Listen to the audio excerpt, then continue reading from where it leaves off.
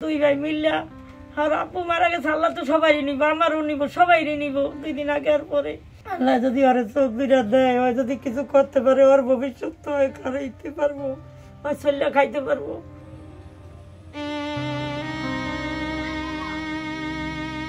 বৈষম্য বিরোধী ছাত্র আন্দোলনের সময় পুলিশের গুলিতে 2 চোখের আলো হারিয়ে দৃষ্টি প্রতিবন্ধী হয়ে পড়েছেন কিশোর মোহাম্মদ মুবিন মাল।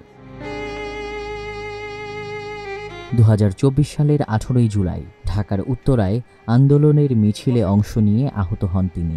বর্তমানে তিনি শরীয়তপুরের ডামুড্ডার বড় সিধুলকুড়া গ্রামের ছোট্ট একটি টিনের ঘরে বিছানাবন্দী অবস্থায় মানবেতর জীবনযাপন করছেন।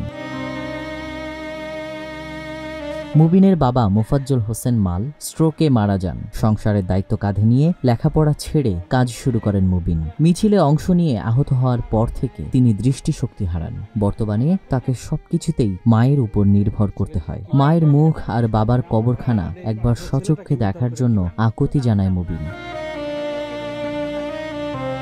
তার মা নাজমা বেগম ছেলের জন্য নিজের চোখ দান করতে প্রস্তুত। চিকিৎসার জন্য ইতিমধ্যে জুলাই ফাউন্ডেশন ও জেলা প্রশাসনের সহায়তায় 3 লাখ টাকা ব্যয় হয়েছে। বর্তমানে সিএমএস হাসপাতালে চিকিৎসাধীন মুবিনের পরিবারের পাশে দাঁড়িয়েছেন ভাই পলাশ।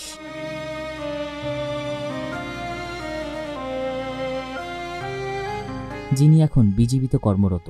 মাসে 10,000 টাকা আয় দিয়েই চলছে তাদের জীবন। গ্রামের মানুষ ও আত্মীয় স্বজন মুবিনকে দেখতে আসেন নিয়মিত। তারা সরকারের কাছে উন্নত চিকিৎসা ও মায়ের জন্য একটি পাকা ঘরের দাবি জানিয়েছেন। কিশোর বয়সে যে মুবিন সংসারের হাল ধরেছিলেন, আজ সেই মুবিন অন্ধ হয়ে পরিবার ও জাতির সহায়তার অপেক্ষায়।